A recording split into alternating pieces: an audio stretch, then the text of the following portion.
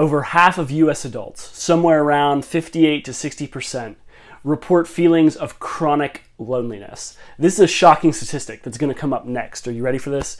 Roughly 1 in 4 senior adults, so adults over the age of 65 in the United States, are considered to be socially isolated. Now, if you don't know exactly what that means when I say that, there is a definition to it. To be socially isolated means that 5 days or more a week, you do not see or speak to another human being in person for 5 days or more a week. 1 in 4 senior adults over the age of 65. And when asked who were their companions, the top 2 answers would, if you believe it, were pets or television. Now that is a hard thing for me to think about. Now, it doesn't just affect older folks as well, in case you were wondering. The probably disproportionately most affected group is young adults between the ages of 18 and 25. Somewhere between 60 to 80%, depending on the survey, whether it's CDC or there was some research conducted by different universities, Harvard, Cambridge, somewhere between 60 to 80% of young adults between the ages of 18 to 25 report feelings of loneliness frequently or almost all of the time. And roughly 2/3 of young adults between the ages of 18 and 25 report feelings that there was no one in their life in the last couple weeks who seemed like they genuinely cared about them. In other words, most of their relationships felt transactional, someone who wanted something from them or out of them. Now, it should be no surprise to us that we live in an age where loneliness and isolation and mental health is at like an epidemic level. The question, a couple questions really. One is, why did that happen? How did that happen? Which that's a whole separate thing, and like we could probably spend a very long time talking about that. Talk about it a little bit in a second. But then the other thing is like, how then do we actually is there a solution to this? Do we just have to get over it? I mean, is there an answer to this problem and to this question? Great questions. Steve Hopkins, if you guys don't know me, pastor at Kendricks Creek United Methodist Church, and it's good to be with you guys. We're in the midst of a series right now where we're looking at the role of the church, God's vision for the church, and the role of the church in the 21st century. And core to that, central to that, is following Jesus' way of life as his disciple, as his student, learning how to be a human being. And our third core value, the first one is seeking growth in the love of God. The second was using disciplines to practice the presence of God, changing our lives with God's help through spiritual practice. And the third one is, for me personally, the most helpful spiritual practice that I have ever engaged in, which is sharing genuine, authentic Christian fellowship. Fellowship is one of those words, it's like a little bit of a churchy word, and so if you have some kind of church experience, particularly if you're from like East Tennessee, which is where we are, that may be a bit of a loaded word for you. I don't know, but I hope by the end of this video, in about 6 minutes, you will have like a clearer sense in the New Testament of what that actually means. So why is society so fragmented and so socially isolated, and why is loneliness such a problem? Well, at one level, and just very quickly, part of it is that's just the way our society is set up to be. There was so much during the Enlightenment about individual rights and individual autonomy that has just seeped its way into the way that things are now in the 21st century. I mean, I look out my windows, which is, I'm in my study in my house right now. Sorry, a little messy. Don't judge me. Got a bunch of kids. It's hard. Cleaning is hard sometimes. One of the reasons why we're so individualistic and so isolated is because I'm looking at my windows and I'm seeing dozens of houses, and outside of every house is a car. And so like we're literally set up to leave our house, get in our car, not talk to anyone else outside of our household, drive past thousands of people wherever we're going, to get there, and then maybe or maybe not talk to people there. I mean, you could actually live your entire life now without engaging with people. I mean, you can order all of your groceries online and have it delivered to your doorstep. You could order food through, DoorDash or Uber Eats. You could get in your car and drive anywhere you want to. You can use the internet to mediate everything. You don't have to ask anyone to learn anything. You can Google it or look on YouTube. You can live such an isolated life.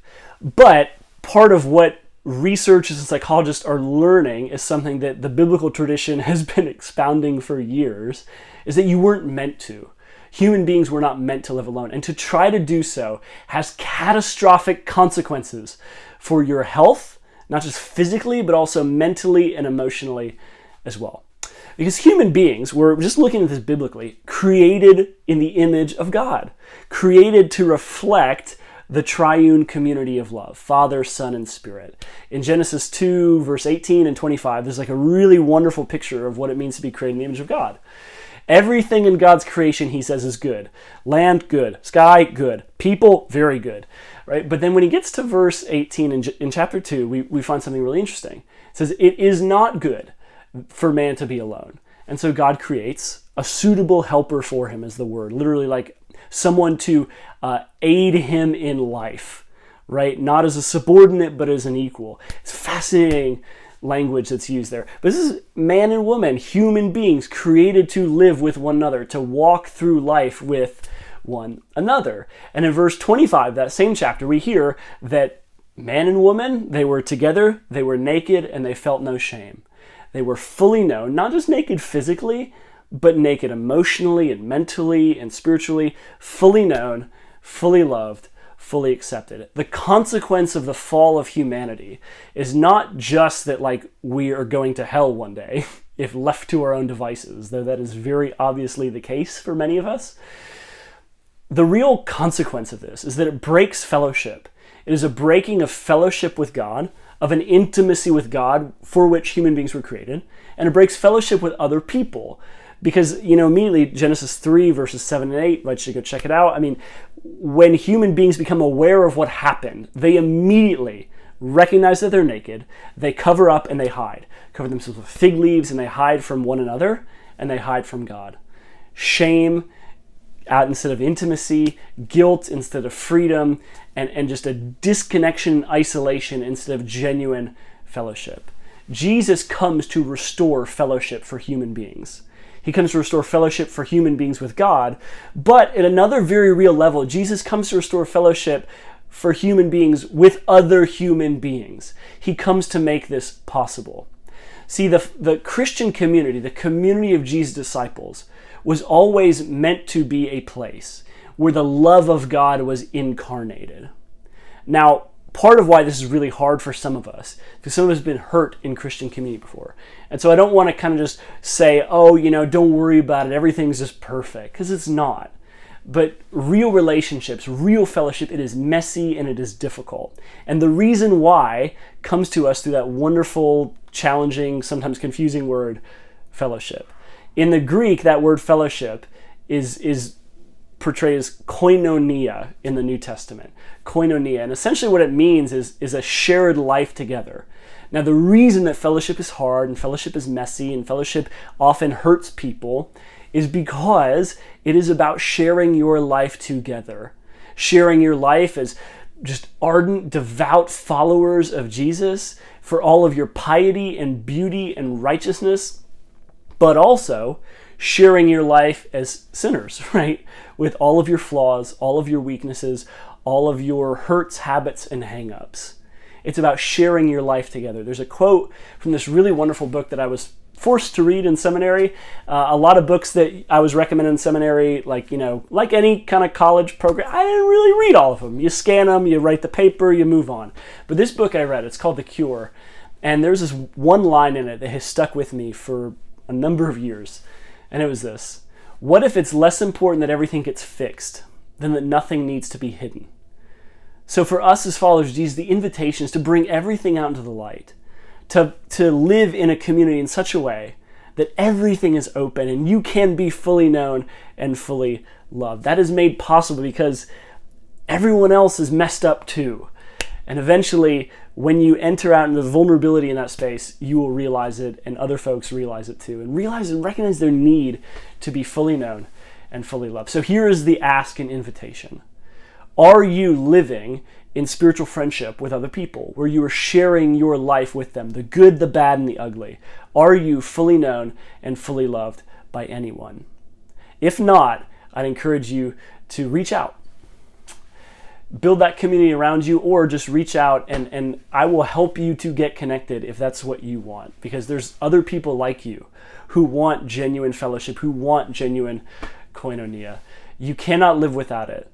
Count Nicholas Ludwig von Zinzendorf said this.